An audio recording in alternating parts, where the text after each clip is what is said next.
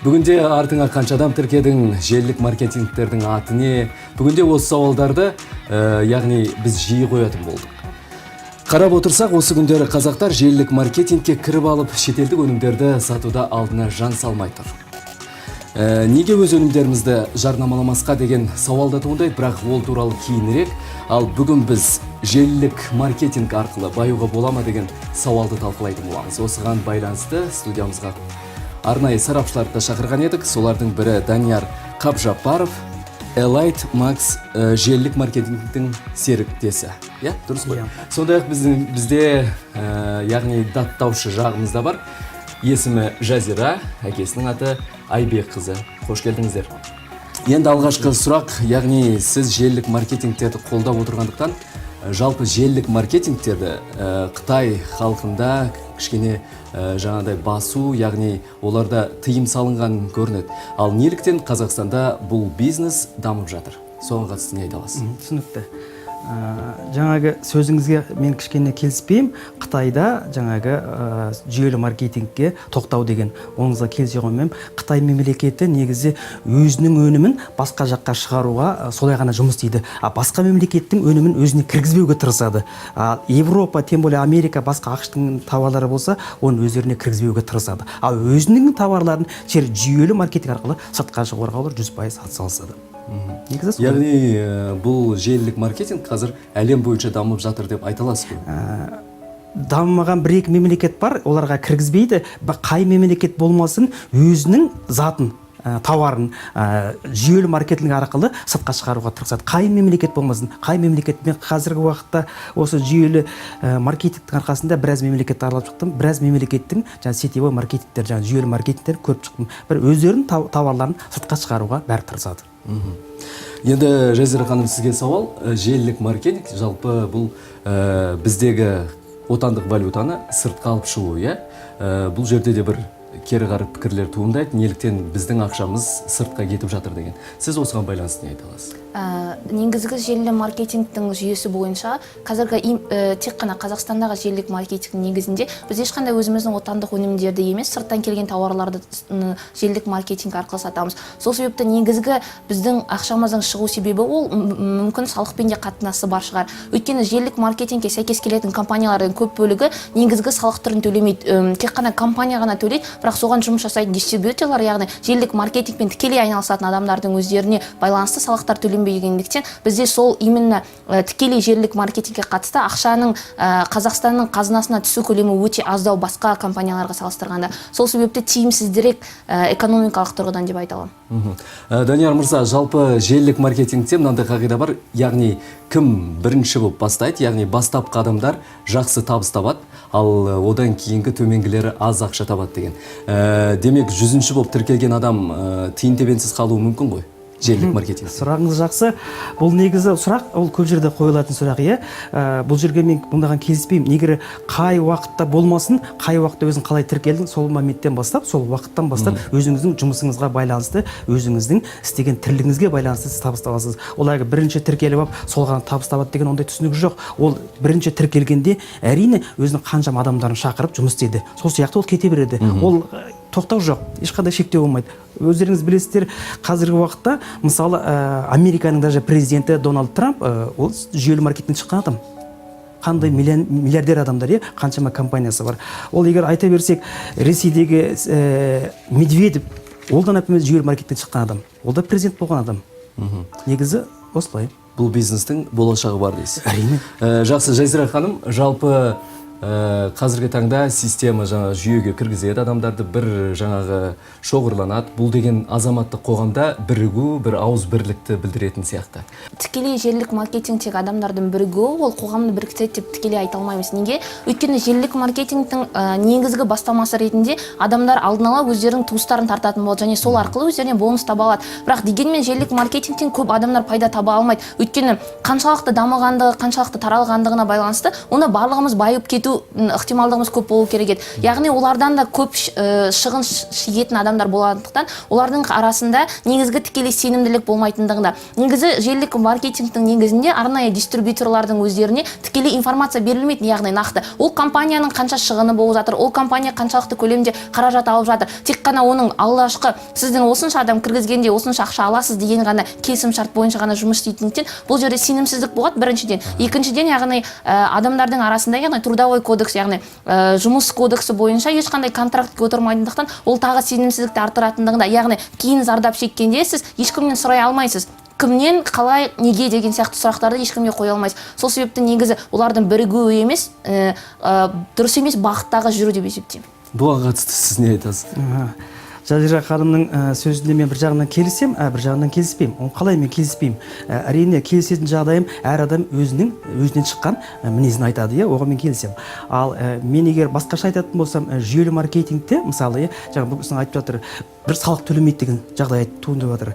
Жоқ, ол бекер. Негізі біз әр адам жүйелі маркетингке келген кезде өзі еп аша ма, тоқ аша ма, жаңағы арнайы бір мекеме ашып, сол арқылы салық төлеп отыруға болады. Оған ешқандай қарсылық білдірмейді ешқандай компания. Ал егерде жаңағы ақша төлемейтін, салық төлемейтін адамдар болса, олар көбінесе жаңағы сетевой маркетинг пен финансовый пирамида деген бар, білесіздер, ақша салып тек қана адамды шақырғанда ақша, сол арқылы ғана ақша табатын адамдар. Олар көбінесе 1 жыл, 2 жыл өмір сүреді, жаңағы артта қалған адам, сіздің сұрағыңызға жауап болады, артта қалған адамдар көп ақша таба алмай қалады. Олар қиналып қалады. Ал жұмысқа тұру келісім шарты жасала ма? Жасалады. Ол қазір көп компанияда бар. Енді Америка, мен мысалы Американың компаниясында қазір жұмыс істеймін. Менде жаңағы біздің сайт ол электронды түрде. Электронды уже барлығы бар. Егер кіріп көрсең, кез келген адам көре алады. Жаңағы жұмыс шарт, егер Қазақстандағы ашылған жүйелі маркетинг болса, ол жерде міндетті түрде жаңағы договор, келісім шарт болады. Өйткені қазіргі уақытта Қазақстанда көп компания ашылып жатыр, олардың бәрі өнімдерін жүйелі маркетингке таратып жатыр. Мысалы, егер тоқтала кетсек, Қазақстанда мен ешқандай адамдарым жоқ. Менің адамдарым бәрі сыртта, басқа мемлекетте. Мысалы, өйткені мен бұл компанияға келгенде тек қана интернет арқылы жұмыс істеп, сол интернет арқылы тауып ұстап отырған адаммын. Қазіргі уақытта менің командамның адамдары Өзбекстан, Қытай, Ресей, Қырғызстан, Европа мемлекеттері. Жақында бұйырса Индияға шығам ба деген ойым бар тағы да. Жалпы сіздің өніміңіз естуім бойынша бұл адамның денсаулығын қалпына келтіруге байланысты өнімдер, сіздер жаңағы сатып отырған? Сұрақ туындағанға байланысты сұрақ туындаған, мен өзімен бірақ ала келдім. Бізде 4-ақ өнім, қарасаңыздар, міне көлемі де кішкентай, қалтаға кез келген адамның қалтасына, әйел адамдардың болса сумкасына сыйып кетеді, қараңыз, өте оңай. Бұны тек қана тілдің астына шашу арқылы адамның денсаулығын түседі. Бұл тілдің астына шашылған кезде неге тікелей адамның қанына өтеді? Бұл тікелей қанға өткенде қанды әр клетканы тазартып, адамның денсаулығын тазартып, жақсартып береді. Клетка таза болған кезде адамның денесіндегі бүкіл ауру тысқа шығып кетеді. Енді денсаулыққа байланысты, денсаулыққа пайдалы болса, неліктен одан қашамыз? Біріншіден, желілік маркетингтің тауарларының сенімсіздігінің бірінші арттыратын дүниесі, көбінде желілік маркетинг арқылы биологиялық активті қосымшалар немесе косметика өнімдері, яғни осындай биологиялық активті қосымшалар сатылатындығында.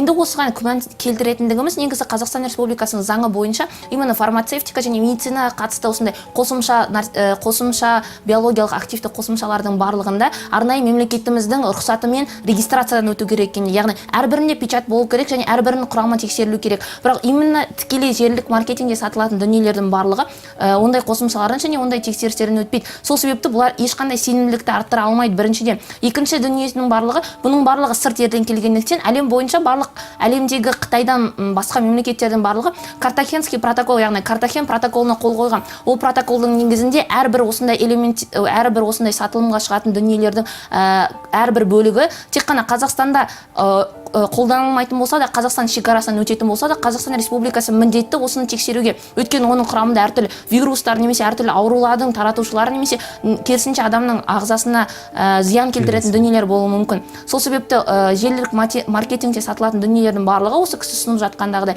осы кісінің айтқан сөзіне ғана сенімділік және страховканы осы кісі ғана бере алатындығында. Сол себепті оның таралу аймағын қысқартқан дұрысырақ Қазақстан үшін бұны сатып бастағанға қарағанда. Данияр мырза, енді желілік маркетингте жалпы сіздер адамды алып сатарлыққа, жаңағы қомақты каржы табасың деп, сондай үгіт насихаттар жүргүзүлөт. Сиздерде болмаса да басқа желілік маркетингте. Енді осы тұрғыда айтсақ, бұл адамдарды алдау емес пе? Қызық сұрақ әрине. Біріншіден тоқтай кетейін, жаңағы сырттан келген өнімдерге сертификация жоқ деген сөз, ол енді әрине бекер. Мына қандай өнім болмасын, Қазақстанның таможнясынан бізде кедендік бақылаудан өтеді ғой. Кедендік бақылаудан өтпестен бұрын міндетті түрде кез келген тауарға, сырттан келген кез келген тауарға, оларға егер бір адам ғана өзіне әкелсе, онда сертификат пен таможня очистка деген сұрамайды. Ал егер көп зат келетін болса, бір мәртеде, онда міндетті түрде бұл өнімнің сертификациясы болу керек, және таможнядан өтетін өкімет кеденге төлейтін ақша болу керек. Ол міндетті түрде бар. Біздің компания оның барлығы бар негізі. Басқа компанияларға мен жауап бере алмаймын, өйткені мен өз компаниямды 100% сенгендіктен айта аламын. Ал егер жаңағы сұрағыңыз адамдарды алдау деген сұрақ туғанда ғой, ол сұрағыңыздың артында алдау деген сөз тұрады.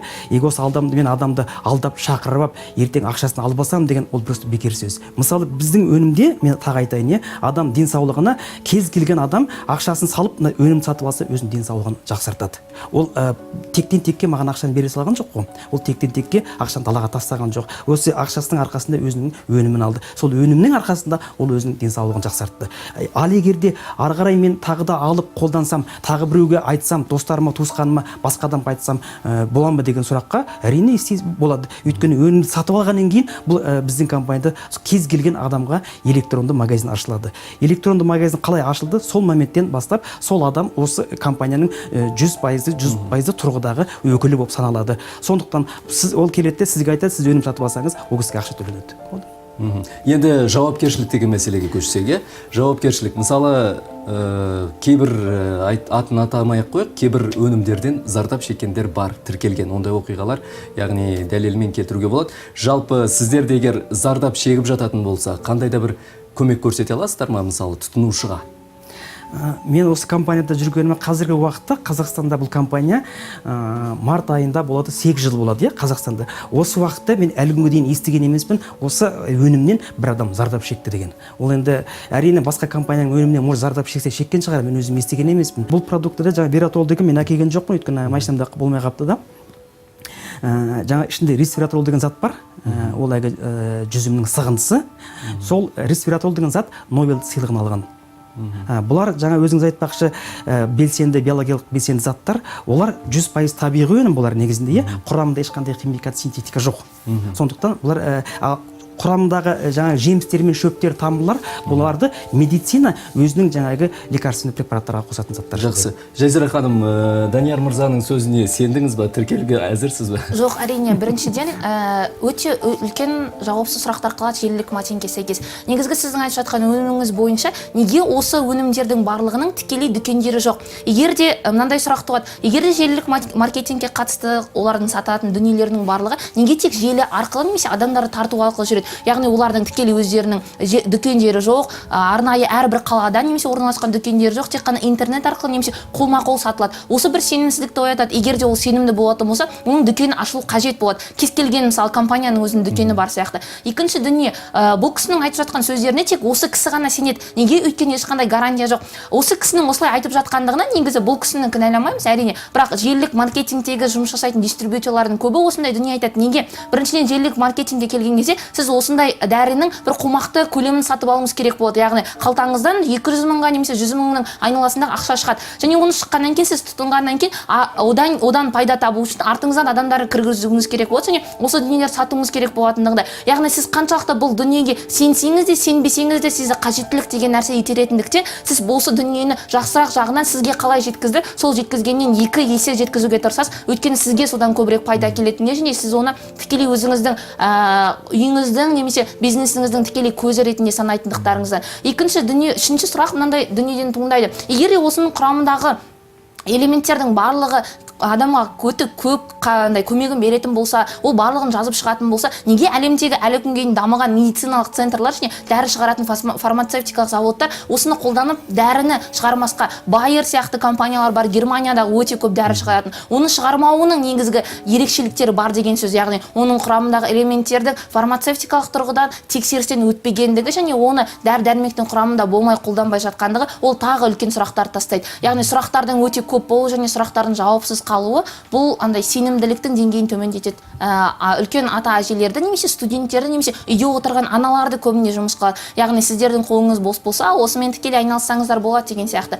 Және олардың онымен шатастырып алу себебі ол андай бұл кісілер таныстырған кезде өте сиқырлы күш сияқты таныстыратындығы. Осыны ішсеңіздер барлығы керемет болып кетеді, тағысын тағы. Және үлкен кісілер үшін кез келген дәрі солай болып көрінетіндіктен олардың тұтыну деңгейі өте көп жастарға қарағанда. Ал жастар көбіне тексереді және қандай дәріні алу керек және тікелей жаңа больницаларға баруға тырысады бұндай нәрселерді қолдануға қараған кезде. Және жұмысшыларға жұмысшы ретінде немесе дистрибьютор ретінде тікелей студенттердің алуында ерекшелігі бар, өйткені оларға салық төленбейтіндіктен және олардың әрбір қаражаты, әрбір айлығы ай сайын біздің МПФ-ке, яғни 20% түсіп отырмайтындықтан бұл кісілерге де тиімді және студенттерге де тиімді болғандықтан, яғни үйде отырған адамдар осы желілік маркетингке өздерін итермелеп те болсын апарады. Жақсы, сізге Реке бір сұрақ. Мәжіліс депутаты Жамбыл Ахметбек бір кездері осы желілік маркетингке тыйым салу туралы сауал көтерген болатын. Жалпы билік тарапынан көтеріліп жатқаны бұл нені білдіреді? Ол біріншіден жаңағы кез келген жүйелі маркетингті Қазақстанда тіркеп, сол арқылы салық алу өкіметке. Ол негізгі түп ойы осылай болып саналады. Ал егер жаңағы қарындасымның айтып жатқан неге арнайы жаңағы магазиндер болмасқа дейді, жақсы түсінемін, оған да келісуге болады, арнайы магазин қоюға. Бірақ мына өнімнің бағасы арнайы магазинге түскен кезде өте қымбат болады. Неге? Кез келген зат, ол біз мына киім алсақ та, не алсақ та, аяқ киім алсақ та, кез келген товар алсақ та, мынандай жаңағы мынаны алсақ та, біз бәріміз тырысамыз жақсы болсын деп шетелден аламыз, шетелден алғаннан кейін ортада қаншама делдал бар. Делдал деген жаңағы алып сатарлар, коммерсант деген бұрын кезде солай айтылған, қазіргі уақытта олар делдалдар ғой, посредниктер ортада тұрған. Олар әрине әр өзінің процентін қосады да соңғы жаңағы тұтынушыға келгенде бағасы үлкен болып өсіп кетеді. Бұл өнім компаниядан шығады да тікелей потребительге келеді, тікелей тұтынушыға келеді. Сондықтан ешқандай үстіне баға қосылмайды бұның үстіне. Компаниядан қалай шықты, сол моментте өзінің соңғы тұтынушыға келіп алынады. Ал жаңағы қарындасым тағы айтты, неге жаңағы компаниялар, фарм компаниялар осыны қолдамайды?